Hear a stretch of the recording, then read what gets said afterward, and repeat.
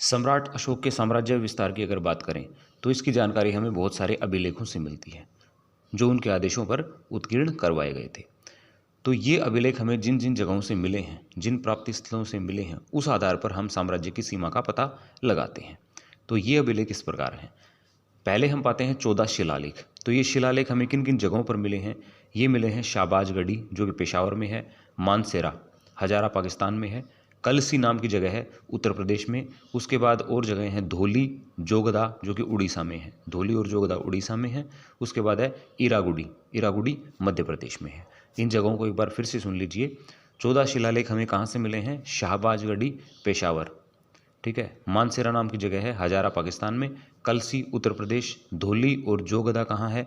उड़ीसा में, ईरागुडी आंध्र प्रदेश में। तो यहाँ से हमें 14 शिलालेख मिले हैं, शिलाओं पर लिखवाया है किसने? सम्राट अशोक ने। तो इनकी ये जहाँ जहाँ मिले हैं इससे हमें पता चलता है कि अशोक का साम्राज्य कहाँ तक फैला हुआ था। उसके बाद हम क्या पाते हैं? उसके बाद हैं 7 स्तंभ लेख। तो ये 7 स्तंभ लेख कहाँ पे हैं? टोपरा नाम की जगह है, ये हरियाणा में है, टोपरा हरियाणा में है। उसके बाद और कहाँ मिले हैं? प्रयागराज, प्रयागराज में मिले हैं। लोरियानंदगढ़ नाम की जगह बिहार में है, लोरियानंदगढ़ बिहार। सांची, सांची में मिले हैं जो कि मध्य प्रदेश में है। सारनाथ में मिले हैं, रुमनदेई और नीलेगु सागर में भी मिले हैं, ठीक है, नीलेगु सागर। तो इन जगहों पर 7 स्तंभ लेख मिले हैं। एक बार इन प्लेसेस के नाम दोबारा से सुन लीजिए। तो 7 स्तंभ लेख हमें कहाँ कहाँ मिले हैं? टोपरा, प्रयागराज, लोरियानंदगढ़, सांची, सारनाथ, रुमनदेई और नीलेगु सागर। तो इन जगहों पे हमें 7 स्तंभ लेख मिले हैं अशोक के। स्तंभ लेखों में सारनाथ के स्तंभ का जो सिंह शीर्ष जो है वो सबसे अच्छा है, वो सबसे शानदार कृति है। इसके फलक पर 4 सजीव शेर जो हैं, सिंह जो हैं, एक दूसरे से पीठ सटाए हुए बैठे हैं। चारों दिशाओं में उन्होंने मुंह कर रखा है और मजबूती से बैठे हैं। ये चक्रवर्ती सम्राट अशोक की शक्ति के प्रतीक हैं।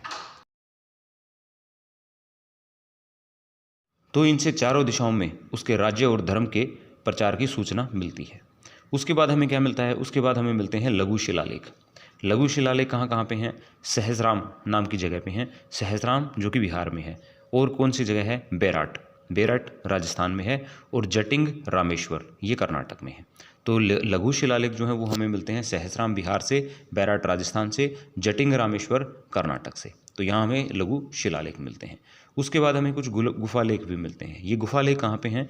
ये संख्या में 3 है जो कि बिहार की बराबर नामक पहाड़ी की गुफाओं में मिले हैं हमें। तो गुफालेख कहाँ पे हैं? बिहार की बराबर की पहाड़ियों में हमें मिले हैं। तो इस तरीके से अशोक के साम्राज्य विस्तार की हमें जानकारी हमें कहाँ कहाँ से मिल जाती है? 14 शिलालेख हैं जो कि शाहबाजगढ़ी, मानसेरा, कलसी, धोली, जोगदा और ईरागुडी नाम की जगहों से मिले हैं।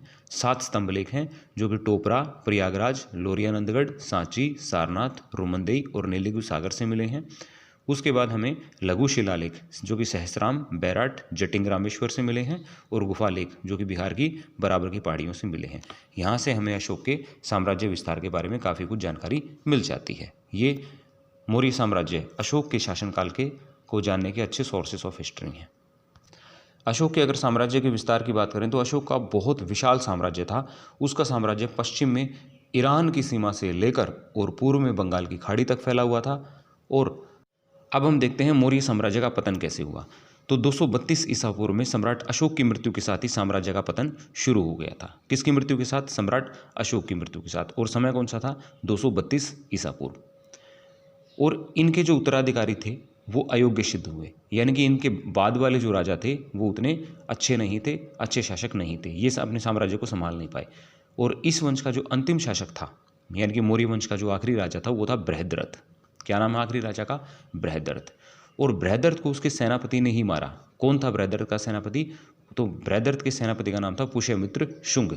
कब मारा था? 184 ईसा पूर्व में उसे मौत की नींद सुला दिया, ठीक है। तो बृहद्रथ को किल किया, बृहद्रथ को मारा उसके सेनापति पुष्यमित्र शुंग ने, क्योंकि उसे ये लगा कि ये राजा तो काम का नहीं है, ये साम्राज्य का नाश कर देगा। तो सेनापति ने ही कदम उठाया और बृहद्रथ को मार दिया। और 184 ईसा पूर्व में उसने उसे मौत के घाट उतार दिया, सेनापति पुष्यमित्र शुंग।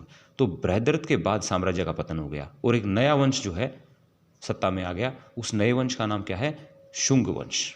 तो शुंग वंश की नींव डाली किसने?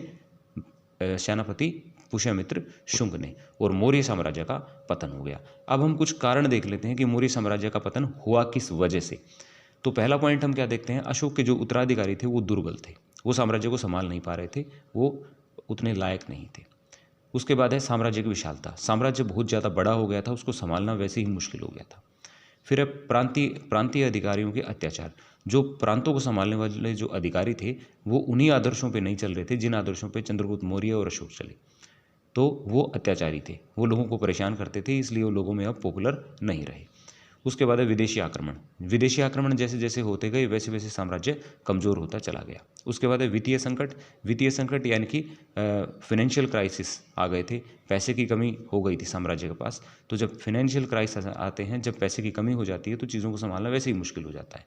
फिर उत्तराधिकार के नियम का अभाव होना, तो उत्तराधिकार का जो है कोई नियम नहीं था, इस वजह से जो राजकुमार थे वो राजा बनने के लिए आपस में लड़ते रहते थे और साम्राज्य कमज़ोर हो गया, और साम्राज्य का विभाजन। तो ये कुछ कारण ऐसे हैं जिस वजह से मौर्य साम्राज्य का पतन हुआ था।